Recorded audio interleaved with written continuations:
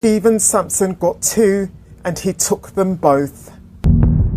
On Christmas Eve 1998, at the age of 19, Stephen Sansom got into a minicab, got to his destination, then got out the 12-centimetre kitchen knife that he had brought with him and plunged it so far into the neck of the driver, whose name I couldn't trace, that it reached the bone of the man's cervical spine. This was the fatal wound of all the wounds that Sansom inflicted on his victim, including ones to the man's ear, throat and shoulder, plus the defensive wounds that the man sustained to his hands. Having left the scene, Sansom then returned to the vehicle and cut the cable to the radio microphone to ensure that the dying man couldn't call for help. And this was all for the 25 quid that the perpetrator had found in the driver's wallet, which he had stolen. Sansom was released on licence in December 2019 after serving more than 20 years for both murder and robbery, having pleaded guilty to both charges.